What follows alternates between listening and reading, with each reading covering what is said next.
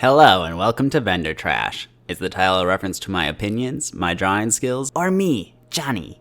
That's for you to decide. Heck, heck, heck. In patch 9.2.5, Blizzard added the Back from the Beyond achievement that, loosely speaking, required you to do all the things from Shadowlands before 10.0 in order to earn the Veil Strider title. It was quite expansive, but as I already had significant progress on it, I decided I might as well finish it up. Though few probably realized it at the time, this was the first of the expansion metas to be implemented, an idea that would be expanded upon 2 years later in patch 10.2.6, when Blizzard added the A World Awoken achievement for doing all the things in Dragonflight, with Tyvan as a mount reward, and re-implemented Back from the Beyond with the Zoval's Soul Eater mount as a new reward. This received tremendous fanfare, especially since Tyvan had long been requested as a mount after he'd earned his good boy status earlier in the expansion. And as it was implemented in the late expansion drought period, it became many players' main reason for logging in at the time. Patch 11.0.7 continued the concept by adding a Farewell to Arms as a BFA expansion meta,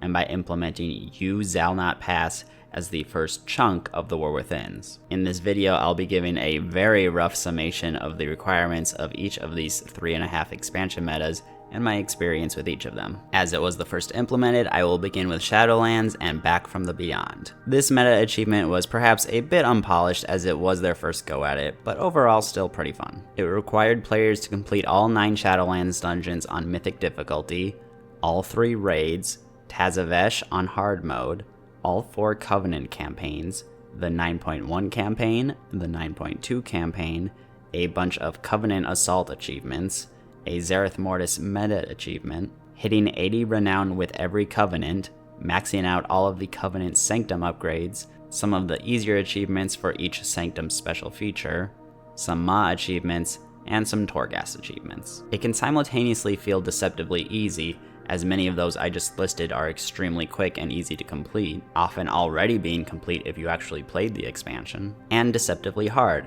as some of those achievements nest a bunch of smaller achievements within them, and so on and so forth, and it can really balloon out. I don't remember which ones specifically took me the longest to wrap up, as it was a while ago now, but it definitely helped if you were like me and had an alt active in each Covenant. It also helped tremendously that I had already done a decent portion of it in the pursuit of other mounts, which is a truth that can be applied to all of these really. If all you care about is the one big special mount at the end, these achievements may feel like way more trouble than they're worth.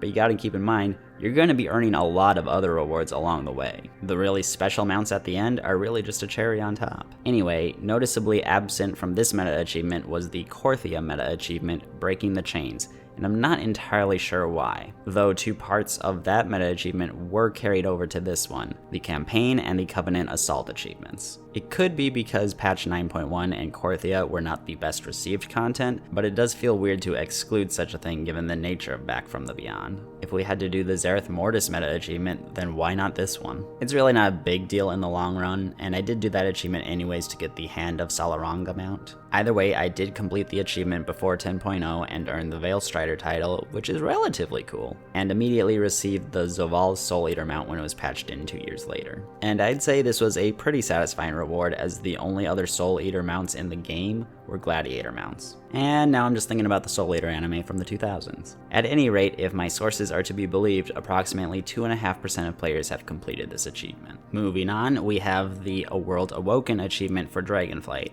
And this is probably my favorite meta that they've done so far, as it took me the longest to complete. It required you to complete the first 8 Dragonflight dungeons on Mythic difficulty, all 3 raids, Lore Master, the follow-up Renown quests, some random quests that have been added throughout like Blue Dawn and the Tears Guard content, maxing out your reputations, some easy dragon riding achievements, metas for the Forbidden Reach, Zaralek Caverns, and the Emerald Dream, and Across the Isles, an achievement which itself was broken down into 4 zone metas, a meta for Time Rifts, a meta for Elemental Storms, and a few others. Now admittedly, it may have taken me longer to complete this as I didn't start playing Dragonflight until a ways into 10.1.7 and had to catch up on a lot, but I feel like by the time A World Awoken was added, I had done most of the mainstream content, so I don't think it would have helped that much. The real rough points as far as grindiness was concerned were some of the Forbidden Reach achievements, like opening chests. And on the other side of things, I was bottlenecked by having to wait for certain things to spawn, such as world quests, particularly the photography ones,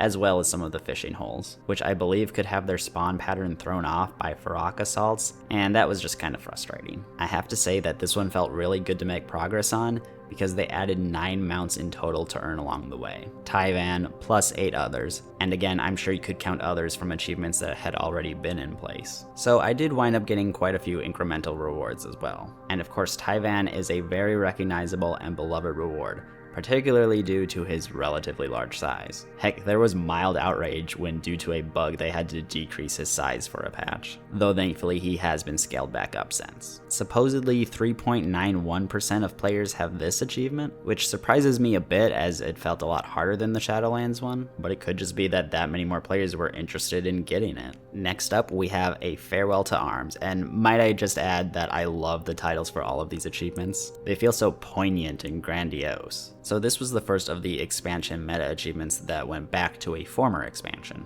and was added in 11.0.7 to flesh out an otherwise fairly small patch, which is honestly pretty great scheduling, I have to say. I expect that we will get a Legion meta achievement around patch 11.1.7 or 11.2.7, but perhaps we'll have to wait till midnight. I suppose as long as they cover one old expansion for every new expansion, I won't really complain. Now then, this required you to do 8 of the BFA dungeons on heroic difficulty.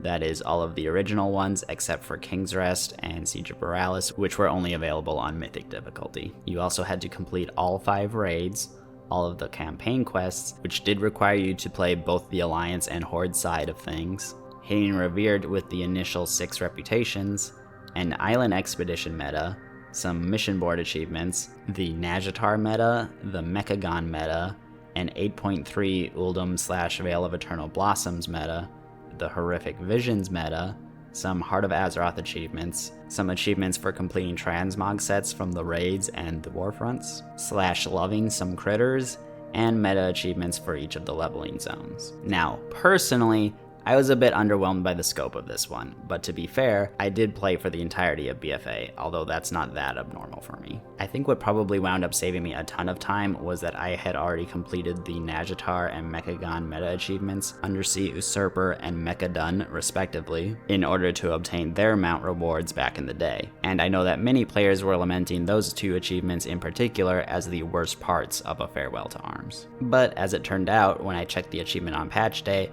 I only had 4 of the overarching achievements left to complete. I needed to do 4 missions on the mission table, which I had barely touched because they weren't that lucrative in BFA, and that wound up being super easy. I had to kill 3 more corrupted mobs in Uldum and the Veil of Eternal Blossoms, which wasn't too bad. I had to /love 12 critters, which was super easy, and I feel like they just added it to the achievement as a joke of sorts. And I had to complete the zone metas, which I hadn't really touched. Though for the most part, this was pretty easy. It was a lot of flying around and clicking on things. The main exceptions to this were the Everyday I'm Truffling achievement, which, because I didn't want to invest a bunch of gold into it, had me flying around Stormsong Valley for about 2 hours, keeping my eyes peeled for some super tiny mushrooms, as well as a few achievements that required me to wait on specific world quests to spawn. And at the time of this recording, I'm still waiting on 1 more world quest, the stupid Blood Troll Apocalypse one in Nazmir, and I know I am not the only one in that situation. But it will come eventually, I just need to keep checking every day and not stressing about it. The reward for this meta achievement was the Johnny's Trash Pile Transformation mount, which is a pretty good choice all things considered.